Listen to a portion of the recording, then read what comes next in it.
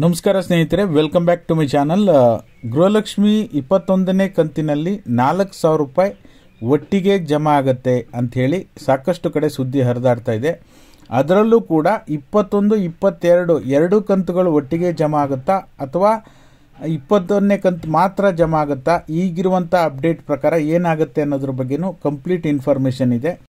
ದಯವಿಟ್ಟು ಯಾರೆಲ್ಲ ವಿಡಿಯೋ ನೋಡ್ತಾ ಇದ್ದೀರಾ ಪೂರ್ತಿ ವಿಡಿಯೋನ ನೋಡಿ. ನೀವೇನಾದರೂ ಹೊಸದಾಗಿ ನಮ್ಮ ಚಾನಲ್ ನೋಡ್ತೀರಾ ಅಂದರೆ ಸಬ್ಸ್ಕ್ರೈಬ್ ಮಾಡ್ಕೊಳ್ಳಿ. ಹಾಗೆ ಎಲ್ಲರೂ ವಿಡಿಯೋಕ್ಕೊಂದು ಲೈಕ್ ಕೊಡೋ ಮೂಲಕ ಸಪೋರ್ಟ್ ಮಾಡಿ, ಓಕೆನಾ? ಈಗ ಅದಕ್ಕಿಂತ ಮೊದಲು ನಿನ್ನೆ ಒಂದು ವಿಡಿಯೋ ಮಾಡಿದ್ದೆ. ಯಾಕೆ ಅಂದರೆ ಈಗ ಸರ್ಕಾರ 5 ಗ್ಯಾರಂಟಿಗಳನ್ನು ನಿರ್ವಹಣೆ ಮಾಡಲಿಕ್ಕೆ ಸ್ವಲ್ಪ ಆರ್ಥಿಕ ನೆರವು ಬೇಕಾಗಿರೋದ್ರಿಂದ ಎಲ್ಲೋ ಒಂದು ಕಡೆ ಪಿಂಚಣಿ ವಿಭಾಗದ ಫಲಾನುಭವಿಗಳನ್ನು ಪರಿಷ್ಕರಣೆ ಮಾಡುವಂಥದ್ದು, ಗೃಹಲಕ್ಷ್ಮಿ ಯೋಜನೆಯ ಫಲಾನುಭವಿಗಳನ್ನು ಪರಿಷ್ಕರಣೆ ಮಾಡುವಂಥದ್ದು, ಅರ್ಹರಿಗೆ ಮಾತ್ರ ಹಣ ತಲುಪಬೇಕು ಅಂಥೇಳಿ ಪ್ಲಾನ್ ಮಾಡಿಕೊಂಡಿರೋದು.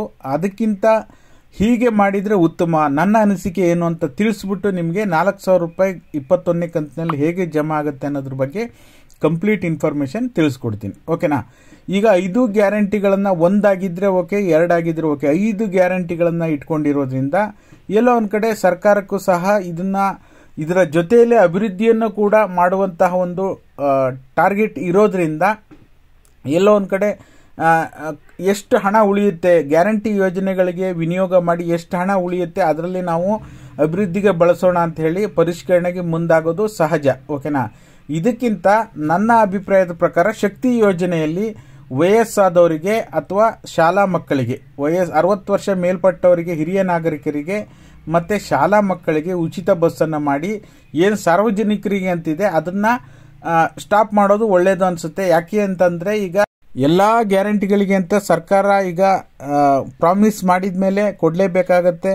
ಕೊಡಬೇಕಾದ್ರೆ ಸಹಜವಾಗಿ ಅಭಿವೃದ್ಧಿ ಕಾರ್ಯಗಳಿಗೆ ಸಾಲ ಮಾಡಲೇಬೇಕಾಗತ್ತೆ. ಅಲ್ಟಿಮೇಟ್ ಆ ಸಾಲ ಅನ್ನೋದು ಎಲ್ಲ ಏನು ಪ್ರಜೆಗಳಿದ್ದಾರೆ ಅವ್ರ ಮೇಲೆ ಬರುವಂಥದ್ದು, ಓಕೆನಾ? ಹಾಗಾಗಿ ಈ ಒಂದು ಕ್ರಮ ತಗೊಂಡ್ರೆ ಒಳ್ಳೆಯದು ಅನಿಸುತ್ತೆ. ನಿಮ್ಗೆ ಏನು ಅನಿಸುತ್ತೆ, ನಿಮ್ಮ ಅಭಿಪ್ರಾಯವನ್ನು ಕೂಡ ಕಮೆಂಟ್ ಮಾಡುವ ಮೂಲಕ ತಿಳಿಸಿ.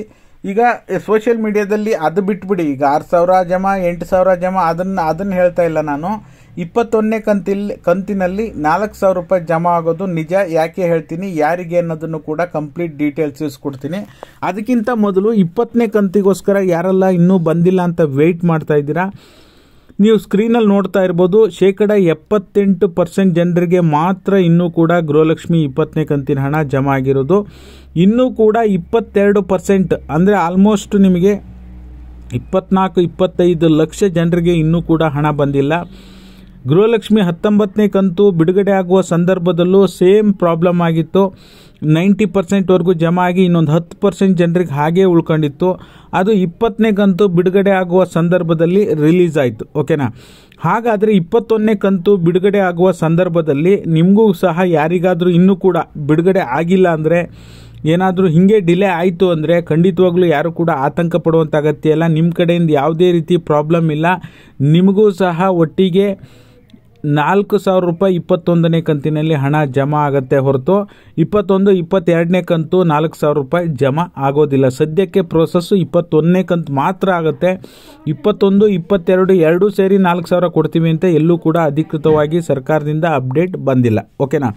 ನಾನು ಹೇಳ್ತಾ ಇರೋದೇನಪ್ಪ ಅಂದರೆ ಯಾರ್ಯಾರಿಗೆ 20 ಪೆಂಡಿಂಗ್ ಇದೆ ದಯವಿಟ್ಟು ತಾಳ್ಮೆಯಿಂದ ವೆಯ್ಟ್ ಮಾಡಿ. ಯಾವುದೋ ಒಂದು ಕಾರಣಕ್ಕೆ ನಿಮಗೆ ಬಂದಿರಲ್ಲ ಹಣ, ನಿಮಗೆ ಯಾವ ಕಂತು ಬಂದಿಲ್ಲ, ಇನ್ನು ಯಾವ ಕಂತು ಬರಬೇಕು, ಎಷ್ಟು ಕಂತು ಬರಬೇಕು ಎಲ್ಲ ಮಾಹಿತಿ ಸರ್ಕಾರದ ಬಳಿ ಇರುತ್ತೆ. ಹಾಗಾಗಿ ನಿಮ್ಗೆ ಯಾವುದೇ ಬಾಕಿ ಕಂತು ಬಂದಿಲ್ಲ ಅಥವಾ 19 ಬಂದಿಲ್ಲ, 20 ಬಂದಿಲ್ಲ ಅಂದರೆ ಡೆಫಿನೆಟ್ಲಿ ನಿಮಗೆ ಅಲ್ಟಿಮೇಟ್ ಅಲ್ಲಿವರೆಗೂ ಬಂದೇ ಇಲ್ಲ ಅಂದರೂ ಸಹ ನಿಮಗೆ 21ನೇ ಕಂತಿನ ಹಣ ಬಿಡುಗಡೆ ಆಗುವಾಗ 20ನೇ ಕಂತು ಸೇರಿಸ್ಬಿಟ್ಟೆ ಜಮಾ ಆಗುತ್ತೆ.